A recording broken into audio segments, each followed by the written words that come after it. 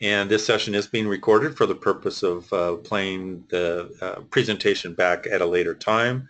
And in either case, whether you've attended live or watched the video after, there is an hour of C credit available, as I just mentioned. In order to get that hour of credit, you will need to take a short test. And once you submit that test to Sharon at Whitmix, she'll be very happy to issue your CE credit. I have put in your control panel 5 handouts, which you are free to download. And the download is, they're relevant documents to the topics, the medical and legal considerations of dentists treating patients with sleep apnea. So I encourage you to take advantage of those. I did want to mention also that this is not an exhaustive exploration of all the medical legal considerations, but rather an introductory to the various topics in which this is a thought for you to take into account. So again, I don't want to kind of oversell this. And that's why I use the word considerations in there, okay? So that being said, let's go ahead and get started. The topics specifically for today, the dental scope of practice. We're also going to cover a medical disease with a dental solution. Interesting set of circumstances get created when that's the situation, and we'll explore that. CPAP conversion, or CPAP non-compliant, or CPAP adverse, and or dual therapy. And when I say dual therapy, I don't mean 2 types of therapy at the same time. That's more related to maybe you use CPAP at home, and when you travel you'd like an oral appliance. So that's what I mean by that. I'm going to briefly talk about the Department of Transportation, DOT, is mandating that truckers, long-range commercial truck drivers, be evaluated to ensure that they have the ability to stay awake and not have sleep apnea. So that is something that's been coming and in the works for quite some time. Anybody that's explored this opportunity will know that that's an honorary group, and they're not happy about this. They've had a number of regulations kind of imposed on them in the past 5 or 6 years, this being the next one in a long line of regulations that they're having to face now, and so they're a little bit grumpy about the fact that this is coming upon them. We're going to talk a little bit about using accepted technology. There's a lot of gadgets out there, and we all know that dentists love their gadgets. And then I am going to spend just a moment or two talking about our bruxism and sleep monitor and the BRX Pro. Okay, let's go ahead and get started. All right. I think we covered all this. Sorry. Next slide. Okay, scope of practice. And the scope of practice is mandated by your state. So each state has a dental board, and they have a scope of practice that will kind of provide guidance as to what is dentistry or not. And I can tell you all 50 states have as about a vague description of what your scope of practice is as is possible. So this makes it very difficult to sometimes take conclusions on areas that might have subtleties. And we are in that area. There is a subtlety when a dentist is treating a patient with sleep apnea with an oral appliance. The subtlety is it's a medical condition with a dental solution. So because the dental board guidance tends to be a little bit vague, it's tough to say without question in every state this is the case. I can tell you that in the states that I'm aware of, it's not illegal for a dentist to own a recording device. It's not illegal for a dentist to order a test. It is illegal in all 50 states that I'm aware of for a dentist to diagnose sleep apnea. That is definitely outside the scope. And there's some subtleties in there. As simple as that might seem, there is some subtleties in there, and we will talk about that in a little bit. I did want to mention it's the policy of the ASM and the AADSM that patients presenting with symptoms of OSA require a face-to-face evaluation. The reason that I brought up this specific item is because there are situations where that is true, and there are scenarios where that's an option. And the payer that requires it is Medicare.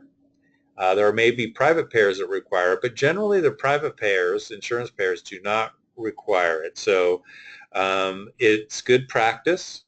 It does present a barrier for a dentist, because if a dentist has to send a patient to a physician to do the initial consult, then get the patient back, there's a risk there that the process won't start. So it's good practice. It's sometimes difficult to execute, and without question, it's the case with Medicare patients. Um, I did also want to mention that the AADSM is a best practices organization, meaning they're there to help you as a dentist do the best job possible. They are not any type of enforcement agency. They're not going to come after your license. They're not going to turn you in. They're there for the purpose of helping you make some good practices, good decisions in your practice. Okay. Okay, next slide here. Let's explore a little bit the medical disease with a dental solution, and therein lies where most of the gray area is. And it's not really gray area, it's just areas where you just need a little bit more thought and careful implementation of your process, and it's actually simple. I am going to stop for a second. I did forget to mention that everyone's audio is disabled, and so there's enough people on here that it's having everybody's mic open might be a little distracting. So I do like to answer questions. So there's two ways to answer questions. One is in the chat box, and then there's actually a questions box in your control panel, in your GoToMeeting control panel. So I invite you in either case, whether it's chat or ask a question, to do it that way. And if I notice, I see that there is a question here, so I'm going to go ahead. The face-to-face requirement for MD to evaluate patients, does that affect NOx testing with your MD? Okay, so yeah, this is where a good proper understanding. And the answer to the question is no, it does not. The outcome might be different. So if you have a physician next door, or you have a good relationship with, and there's a very simple handoff that can occur, and that's easy for you to achieve, then that physician is going to be the one ordering the test, and they may or may not send the patient back to you to do a NOx test. They may decide the patient needs to go to the sleep lab. If you order the test, you're only ordering the test for one very narrow specific reason as a dentist. And that is, you have a relatively healthy patient who has symptoms of sleep apnea or excessive daytime sleepiness or snoring or all of the above, and there's a likelihood that they'll have sleep apnea. So when you've documented that there's a likelihood as a dentist that they have sleep apnea, or you suspect there's some type of airway issue, or you want to confirm the presence of existing clenching and grinding or what have you, whatever the reason might be to order your test, you're very open to order the test, and that's simply for the goal of assessing the patient's airway for sleep apnea. A patient being sent to a sleep lab has a variety of reasons why they could be sent there. The number one is sleep apnea, but there's other reasons that you go to a sleep lab, such as if you maybe you have some medical comorbidities, or maybe they suspect central sleep apnea or some other sleep disorder. There's 88 of them. Do you want to evaluate somebody with restless legs? Probably not. That patient goes to the sleep lab. But at the end of the day, a test is ordered. If you order it, it's only for the airway. If a physician orders it, it could be for the airway and any variety of other sleep disorders. But at the end of the day, the main thing that as a dentist you have to do is, one, make sure your patient's healthy. There's no medical comorbidities that's going to introduce a risk to you. And two, that you are just looking for sleep apnea. Okay, so hopefully that answers the question. I may have over answered that one. Okay, so I'm going to move on here. I do want to just kind of encourage you. One of the article or one of the handouts is an article on this very topic. So I encourage you, if you're interested or you have more questions, in the handouts. The one that is called Sleep Review Mag Tracking Legal is the way it looks there. That one I would invite you to um, read, because that gets into a little bit more detail than we could get with the hour that we have today. Okay, so having said that, let's kind of put a fine point on it. The primary precaution I want to provide is that dentists cannot diagnose sleep apnea. That's actually a fairly simple thing to understand and be successful at. However, there are some scenarios that are either being exploited or taken advantage of, and I want to kind of look into those a little bit. So one is, if you as a dentist say, well, I'm not going to titrate or diagnose my patient with sleep apnea, but I'm going to give them a sleep apnea appliance for one reason or another. Let's say that they have snoring, and you make a Herbst appliance for their snoring.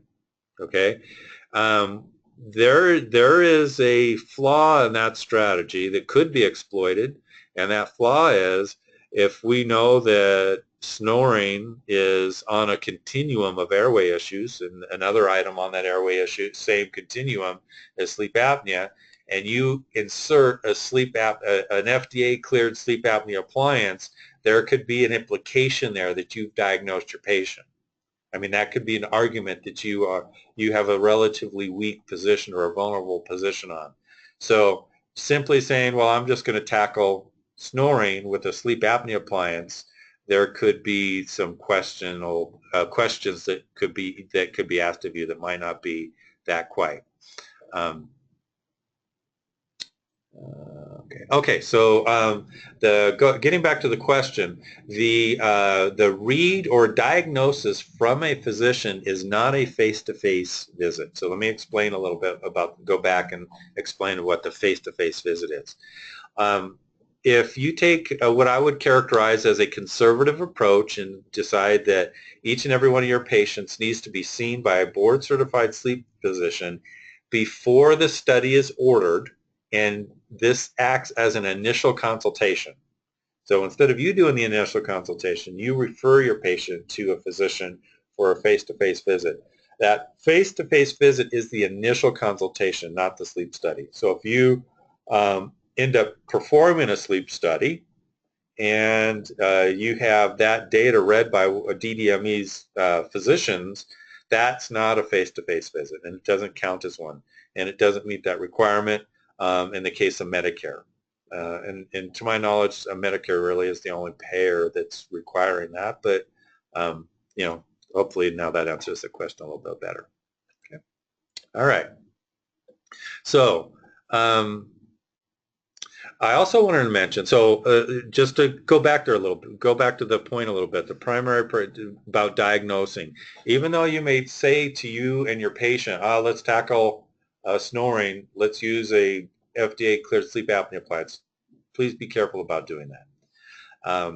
The diagnostic and the therapeutic decisions are made by physicians. Okay. So a diagnosis, you can order the test or you receive your patient already diagnosed. One or two of those options usually are the case. Then there's some treatment recommendations there. And then you as the dentist are going to sit down with your patient and decide what's the therapeutic option. Okay? So when you make that, once that decision is made, usually it's CPAP or an oral appliance, whatever the case might be, then a physician needs to write the prescription for that therapy. Okay, so this is another step. There's a variety of ways to achieve that, and the idea that when you are doing your testing, make sure that you just have your patient diagnosed and then a prescription. So there's two parts: a diagnosis and a prescription. The prescription is either for CPAP or for your oral appliance, and it needs to be signed by a physician. Okay. Okay. Diagnosis physician, prescription physician. Uh, and I'm going to finish this part of what we're talking about and say that dentists can and do guide this process. So this is where the concept of a team is this is why we call it a team approach. So there's somebody driving the patient through this cycle, and it could be the dentist. There's no reason it can't be the dentist. The dentist gets the data reviewed by a board-certified sleep physician. The dentist makes arrangements for the patient to get a prescription signed for whatever therapy is most appropriate for the patient. Okay? That's not a dentist practicing medicine. That's a dentist managing the patient through the cycle. Okay? Big difference. And it's important that you understand the cycle. And the cycle is you can order a test or you can receive a patient diagnosed. Then you have the patient, either they've been diagnosed and you're sitting down with them and making a decision on therapy. And then once that decision's made, then you get the physician involved. It might be a different physician involved, and get the therapy signed off on. And that's done in the form of a letter of medical necessity and a prescription.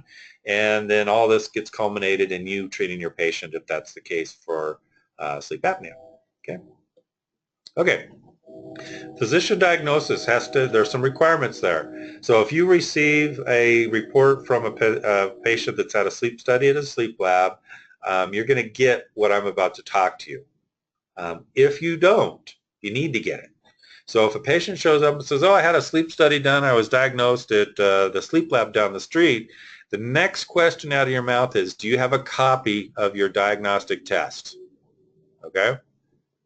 Because you are going to be treating the patient for that diagnosis, and you need to have it in your record.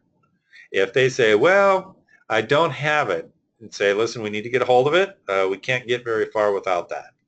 So then, I mean, obviously you can do your consult, but you do need to get a copy of that report before you do anything significant, because that's the diagnostic requirement that I'm talking about. That's the way this works. You have to have a copy of the report. Okay, so I'm going to, Elisa, I'll go back to the question on the face-to-face. It's, yeah, sure, I'll address it at the end. On the face-to-face visit, it's a rare thing that's implemented by Medicare. That's why most dentists don't treat Medicare, is because Medicare says before anybody does anything, the Medicare patient has to go visit a board-certified sleep lab or a pulmonologist who's board-certified in sleep and have an initial consultation. That's before any testing or anything. They have to be evaluated for a full sleep. So it's just something that you should be aware of, and we'll visit that at the end. The physician diagnosis has to have certain elements in it. So when you get the report from the sleep lab, or if you get the report from the DDME physicians, there needs to be certain elements in it. And some of those elements are a diagnostic code, and that means G47.33, that's a new code, and they'll be diagnosed with some amount of sleep apnea. Okay. That's why there's so much importance on the AHI, is because the AHI is the critical value for the diagnostic process. Okay, so you have to have what they have. In this case, it's moderate sleep apnea, and there needs to be the code, assuming that you want to get paid. If you don't want to get paid, then don't worry about the code. So the code is really important. Okay, a little point of confusion that I've experienced, that that dentists have called and says, oh, I got the report from the sleep lab and their insurance rejected it. So when you're bringing in a diagnosed patient, there's two documents that are created. There's a sleep study report, and then there's a sleep study interpretation. You need the interpretation. You should have the report, but for the purpose of reimbursement and medical billing, they're looking for the interpretation, not the report. If you submit a report, they're going to kick it. Well, not for sure, but there's a good chance that they'll see that that's not the document that they need, and they'll say sorry, and you'll have to provide it. So make sure when you're getting that document that it's the interpretation and not the report. Okay. Another essential element to a physician diagnosis is the set of treatment recommendations. And the treatment recommendations need to be clear, and there needs to be options. Okay, so typically this is fairly well documented how this works. For example, if you're severe sleep apnea, you're probably not going to get on an oral appliance at first. You're going to have to at least try CPAP. CPAP may not work, or you may not like it, or maybe you can't tolerate it, but because of the severity of your apnea, everyone agrees that's the best therapy for you. And we'll talk about CPAP here in a second. Um, okay, so when you are sitting down with your patient and you have your interpretation that has treatment options, there's going to be 1, 2, 3. The physician's going to say, try this first, and then they're going to say something. In this case, it says the patient may benefit from the use of a nocturnal appliance. Okay, so that's your cue to say, okay, the physician recommends, and I agree, that we should fabricate an oral appliance to help you sleep and breathe when you sleep. And so when that occurs, when you sit down with your patient, then they say, yeah, okay, all right, and they may have questions. You guys know how those conversations go. Then immediately what happens is you need a prescription for whatever that decision is. Okay, in this case, if it's an oral appliance, I love to get the patient's physician involved, and I would fax over the physician interpretation and a blank prescription form, and I'll show you that in a second. And I think actually I have a prescription form in the documents. So the easier you make it for the person that has to sign it, better. So that's why I'm providing them for you. So get that prescription. Sit down with the patient and say, hey, listen, let's make an oral appliance. Here's a form. We need to get your doctor to sign off on this. Let's get going. What's the doctor's number? I'll fax them over. And if you're the dentist, I might even call off and say, hey, listen, I'm Dr. Dentist, and we have a patient, a mutual patient, who it looks like they would benefit from an oral appliance, and I'd like to have the physician sign off on a prescription. It's an opportunity for you to introduce yourself to the sleep lab, and then it communicates kind of underline that you're following very conservative procedures, policies and procedures with regards to co-management of a patient. And physicians do appreciate that. A lot of times there's some, I've talked to enough dentists, there's some kind of timidness there between the physician and the dentist. Physicians are just like you in the sense that they're very busy, they're very pragmatic, they just want to get things done quickly and efficiently. And if you say, listen, I've had this read by a board-certified sleep physician, they believe that they've recommended that the patient go on an oral appliance, I've been trained to make those, I'd like you to sign the prescription. Most of them will just sign off on it. They'll say, yeah, that's great, thank you for taking care of this, let me know how the patient does. Okay, and now that physician knows you know what you're doing. Okay, so it's good for your patient and good for you. All right, let's look at the prescription. The prescription here, again, this is really important, and there's some subtleties here. I want to make sure that it's clear that this is a prescription not unlike for medication. Okay. However, what's different about this is we're prescribing a DME, a durable medical piece of equipment. So I recommend, if you're going to be a DME provider, get your DME license for Medicare. You may not want to treat Medicare patients, but it's certainly nice to have that DME license, because one, it just will make it's the best thing to do overall. Okay, but know that this is a prescription for a DME. So if the reason I bring it up, it's a prescription, and sometimes dentists think, oh well, I can write a script for drugs, so I can write a script for this. And no, this is a DME. This is not the same as a medication, and with regards to the license. Okay. If you do want to get a DME license and you don't have one, or you'd like to learn more, contact us. We've done webinars on that topic, and there's a process involved, and I'm very happy to help you with that. So on the prescription, basic information on who's writing or who's signing it. We need the MPI number and so on and so forth. Patient's information, obviously. On the prescription form from our software, it actually even includes the letter of medical necessity. Okay, so remember, we need a letter of medical necessity and a prescription. right? And then there's the prescription, and there really needs to be two elements to the physical description. Trial of a custom oral appliance to manage what, and there's the code for the oral appliance, E0486, and the dosage, used nightly while sleeping, okay? So you really do need to have both those elements in the prescription. That's the best thing. All right. I'm going to check here, see if there's any other questions right now. And looks like no. Okay.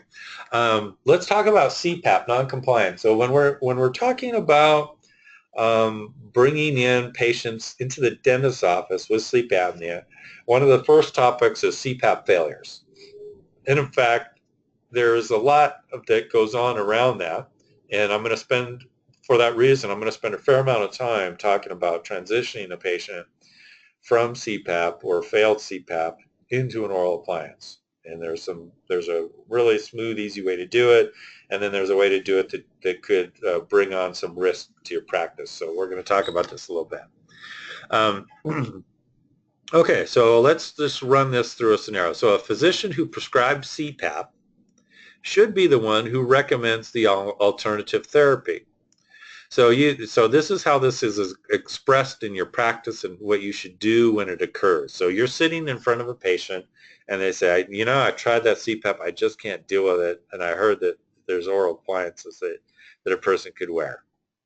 And you say, there sure is, okay? And what's the problem with CPAP? And, not that this is medical or legal, but I am a big advocate that dentists should be very supportive of CPAP. And the first thing that you do when that patient's there saying, I can't deal with CPAP, is ask, did you really try? It's really the best thing for you? It was recommended first. What happened? And explore and find out, and if you learn about CPAP, maybe you could be the one that said, hey, listen, try a different size mask, because if it's leaking in your eye, we can fix that. If you're the guy that figures that out, that's great. I mean, that's a good outcome. You're not going to get an oral appliance out of it, but you're going to get a satisfied patient out of it. So however that works, the point is be an advocate for CPAP. I really cringe at the I hate CPAP stuff and a lot of the bad mouthing about poor compliance and this and that. And, I don't believe dentists should ever be bad mouthing CPAP or talking about, well, that CPAP's just not a good option. Only 50% of people can tolerate it. That's not the approach that I like. The approach that I like is, what happened? Why aren't you on CPAP? Is there anything that we can do to get you back on CPAP? Okay. And I equate it to, physicians and dentists need to work together on this. And imagine a physician saying to a group of other physicians, I hate oral appliances. Imagine that. I mean, you as a dentist and you're at some medical convention and there's a speaker up there saying, I hate oral appliances. Okay. You would probably not feel good about that talk. Now, if we reverse it, and there's a bunch of dentists in a room, and one of the dentists up at the front saying, I hate CPAP. Well, you can imagine how that doesn't so good. Oh, I mean, that just doesn't, it's just not a good way to go. Okay. So be supportive of it.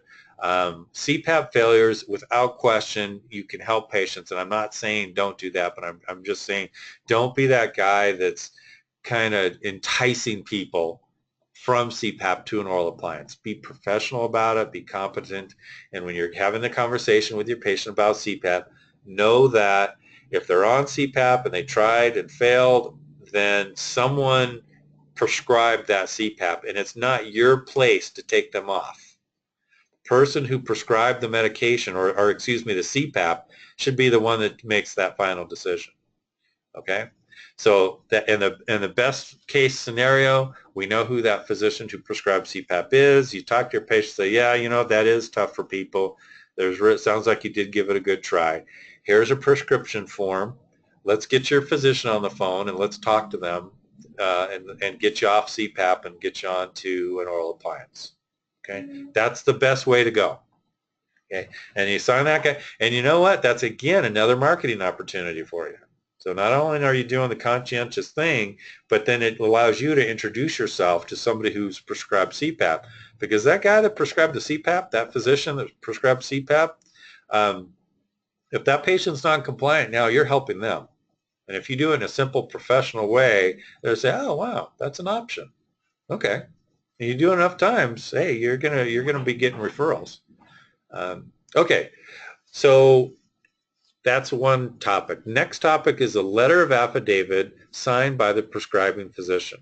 Okay, the reason I've made that its own bullet because a much less qualified option is to have the patient sign the affidavit. And I know that there's a lot of affidavits out there, including ones that I have, which are, well, I have my patient sign it. Okay, so, but just know that some physician somewhere prescribed CPAP and now they're doing something else. That's okay. I mean, to have a patient do it, that's okay. There's a variety of reasons why that's better than nothing, but it's not the best option. Okay. Um, and again, the reason I say that is whenever there's this is a medical legal conversation, the best protection is if you have that physician sign it. The next best protection is to have that patient sign it. The worst protection is that you just make them an appliance and don't get anybody to sign off on it. Okay. Again, I believe there's a sample affidavit of intolerance on the downloads, and that one's in Word actually, and so you can edit it, put your info on there. Here's a sample of an affidavit of intolerance. And again, with a couple of word changes on this document, you can have it one for a patient to sign and one for the physician to sign. Okay, but this should be in your record if you're taking somebody off CPAP. Okay, next topic is commercial truck drivers, long-range drivers. They are an ornery group. They are not happy about this, and they think it's a big scam and a money-making scheme. That's, if you talk to a trucker, they're really not going to be happy about this. And I'll kind of briefly explain how this works. So commercial drivers every 2 years have to have a physical, and there's rules to the physical. So you have to be qualified to give a commercial driver physical. When you pass the test for that, you become a medical examiner, not like the Quincy guy that dissected dead bodies, but the medical examiner to assess commercial drivers that they're fit to drive. So, and there's a list of rules that the medical examiner must follow in order to be able to issue the health certificate required to get your driver's license. So this is how the truckers are being held over a barrel, if I want to put it from their perspective, is every 2 years they're going to have to go to a physician, and that physician now has, as one of the line items, as a rule, assess your driver for sleep apnea.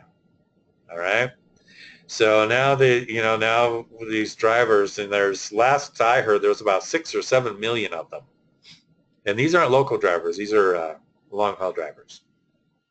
And what happens is when the 2 years comes up, they do whatever they can to dance out of this topic, and pretty soon they're not going to be able to. So what opportunity does that provide for you? As a dentist, know that this is an unwilling group that's being forced to do it. They would do just about anything to avoid going to a sleep lab. Okay, so the opportunity that it presents is oral appliance therapy is an accepted therapy for sleep apnea for a driver. And as a driver, think about not having to have a truck outfit to run a CPAP all night. So there's a technical, if you're driving long haul and you pull over the side of the road, you have to plug your CPAP in, okay, and you're sleeping in the back of your truck then has to be equipped with some special equipment. And then you have the CPAP, just dealing with CPAP. So with those two items, an oral appliance is a much more convenient solution for that group. The other kind of upside to this is that in the medical world, getting the AHI below 5 for CPAP is pretty much what they shoot for. And actually, it's one of the problems why compliance is what it is the sleep lab sits there with the knob, hand on the knob, and they'll turn that knob until AHI goes below 5. And if the patient can't tolerate it, well, that's up to the patient. That's their issue. So with oral appliance therapy, we can be a little bit more sophisticated in the sense that, get your driver on his side and start titrating them out. And then when you document that their AHI is around 10 or better, that report that's read by a physician can be accepted by the medical examiner on behalf of the driver that their CPAP or their sleep apnea is managed. The medical examiner says, well, it looks like you had some apnea. You're wearing your oral appliance, right? Yeah, okay. And it looks like when you wear it and you sleep on your side, your AHI is 8. Is that what the scenario is? Sign off on the test or sign off on the medical certificate. And then the driver can get his license. That's how it works. This is the opportunity. Get your ears to the rail. Find out how that can benefit you. Have a discreet, quick, inexpensive marketing campaign to drivers. The other thing to do is look up the medical examiners in your area. So if you have a T3 bruxism and sleep apnea monitor, at the FMCSA website, FMCSA, there you can go to a section on the website, type in your zip code, and it will list all the medical examiners in your area. Make some phone calls. Yeah, I'm a dentist in the area. I treat patients with sleep apnea, and I have a way that I can get your drivers taken care of on the medical side, get them diagnosed by a physician, and then get them into an oral appliance, and we'll do a test when we're done to make sure their AHI is acceptable to you. And the medical examiner will say, oh, that's great. Get them a referral form, and next time they have a driver that passes the medical examiner test, maybe their BMI is really high or their neck is big or they're tired or whatever, they'll fill out your referral form and send you a driver. And that driver is going to say, I don't want to do this. Say, yeah, I know this is a bummer, but this is the least expensive route that there is available that I'm aware of, and I understand this is not the best thing for you, but it's a requirement. So let's get it done quickly and inexpensively so you can get back on the road and drive and making your living.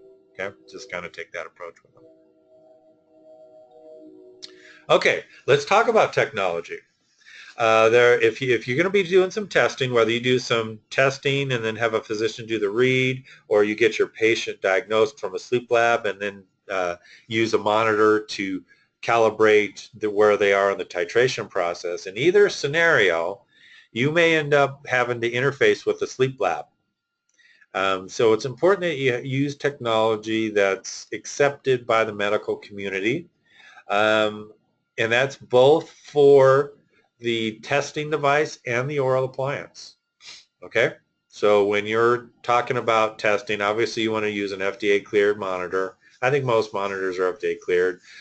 That's a pretty easy thing to check for. The part that's a little bit more that you want to make sure is does insurance and sleep lab kind of appreciate what the device is that you're using?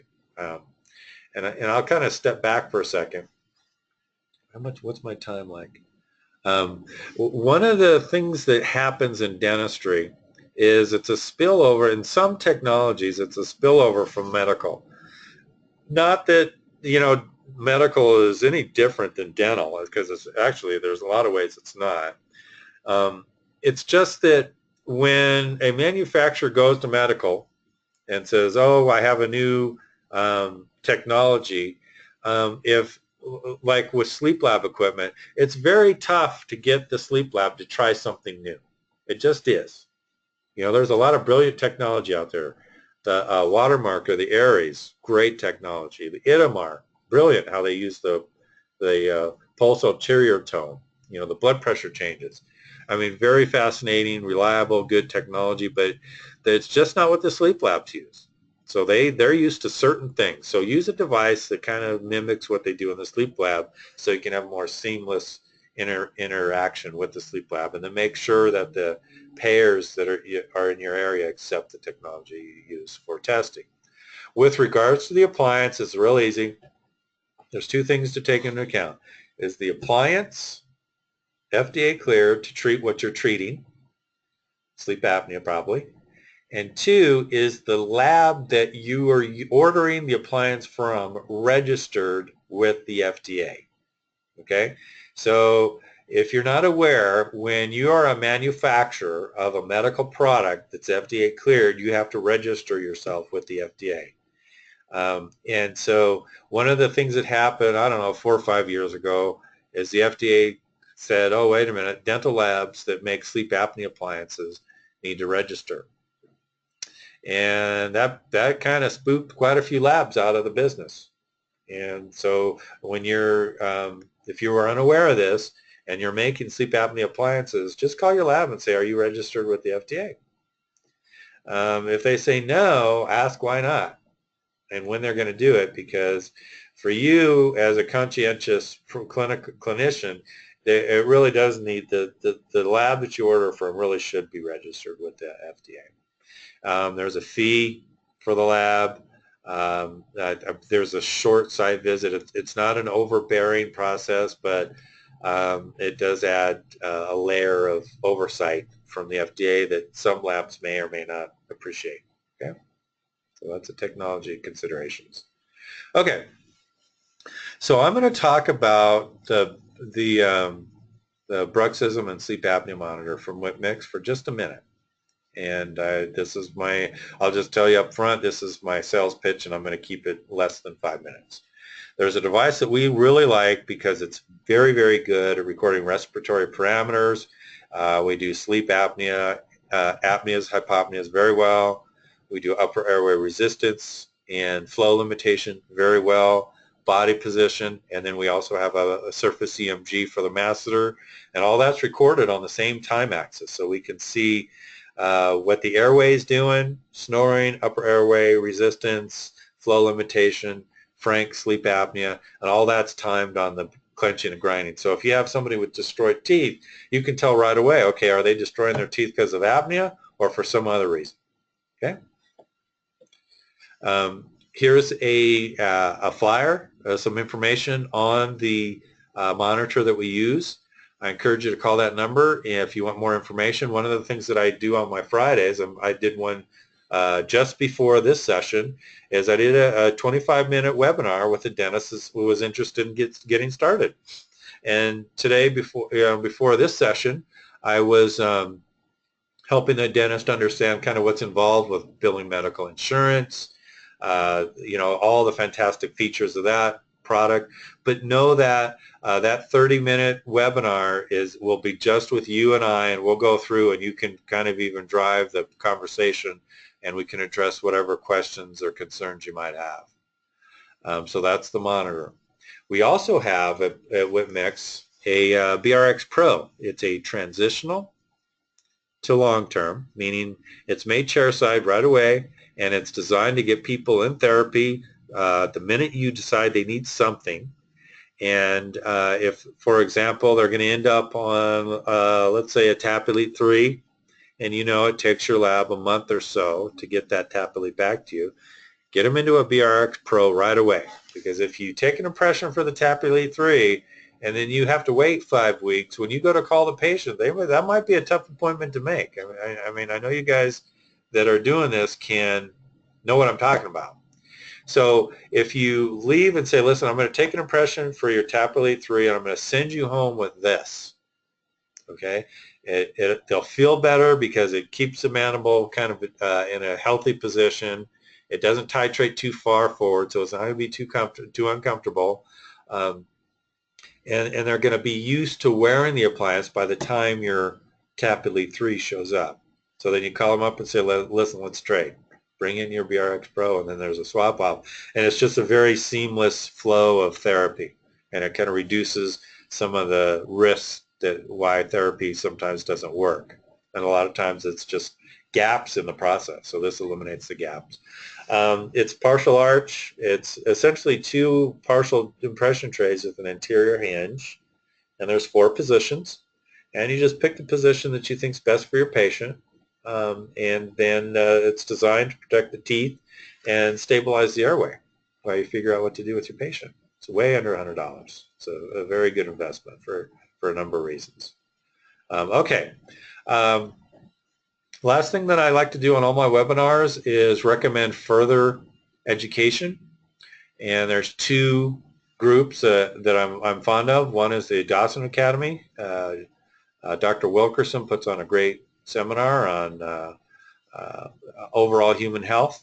And I really appreciate his approach because sleep is a vital part of that. And he spends a fair amount of time talking about the importance of sleep. And then the other one, I see the question came in, but I'll get to that in just a sec. And then the other training that I like is Jeff Rouse. Dr. Rouse does a great session on upper airway resistance, flow limitation, and how to manage the airway in adults and children. It was one of my favorite seminars. So there's some information on that one because that's also a good one. That's actually coming up here pretty soon. I can think of worse things than Napa in July, so that's certainly something I would encourage. Okay, so I'm going to go ahead and start focusing on questions. There's kind of two still tabled there. So one of them, well, let's get back to the face-to-face visit. So that kind of threw some people off. I think probably because a lot of people don't even know about it because it is a rather obscure, it shouldn't be, but it is an obscure requirement, and it's used sometimes to prevent dentists from even thinking about getting involved with patients. So the face-to-face visit is when you're dealing with a medical condition, there needs to be some type of consult that documents the likelihood that that individual has whatever it is they're being evaluated for initially. So on the initial consultation, we're deciding, is there a reason to believe this patient has sleep apnea? Okay, and that can be done by a dentist with some questionnaires, or in the case of Medicare, they require that a sleep physician see the patient face-to-face to determine if the patient's likely to have sleep apnea or not. So that's kind of what a face-to-face visit is. Another way to say it is, I worked in sleep labs for years and years, and the first process would be we would receive a referral, we would call the patient, and the patient would sit down with the physician for some period of time, and the physician would ask a series of questions, and then from that would be an order for a test usually. So that's what we're talking about, that face-to-face visit. Okay. All right. So hopefully that doesn't throw too many people off. Okay. So the next question was, when and why wouldn't this be long-term BRX Pro? Okay. The BRX Pro is cleared by the FDA to protect teeth from bruxism. And so it's not designed to treat sleep apnea. I'll say that. I want to make sure that's really not part of your question. But to the question, it's made out of PVS material, and the PVS material can kind of wear out after a period of time, and the price is again well under $100, so it's inexpensive. And the goal with it is to see if the patient can tolerate the therapy. That's one of the goals. Okay, and that shouldn't take any more than a couple weeks. So that's one goal, or one reason. The next is we want to transition them into something that if they really like the BRX Pro, they say, wow, this changed my sleep, I feel better, or whatever. There is a long-term acrylic version available. So you can actually order the BRX Pro long-term. That's no longer a transitional appliance. That's a much harder material and designed to last years, not weeks. Okay, so technically the question I would say, well, you can use the BRX Pro long-term. There is a long-term version available, but that's again, the primary goal of the BRX Pro was to keep the flow. And I'll tell you where that came from. I was involved in sleep labs, and real large ones, for years, and then I actually ended up in industry designing sleep diagnostic equipment, and so I know a lot about what happens in the sleep lab and with patients with sleep apnea. And the number one funnel leakage, that is when you funnel patients through a system, when we lose a patient, that's a leak. So the number one funnel leakage for sleep apnea is gaps in time. And so the patient would come to the sleep lab, get a test, and we say, oh, geez, look, you got sleep apnea. Come back in 6 weeks and we'll do your CPAP titration. We'd never see that patient. Or we'd schedule them and they wouldn't show up. Okay, but let's say that we scheduled them, they showed up and they say, yeah, okay, you need a CPAP of 10. Call this DME provider and they'll help you out. So a week later, the DME calls the patient and that patient never takes the call. So there's these leaks in the funnel, and I've always believed that in the morning, if we could put a patient on CPAP that morning, the compliance would go way up.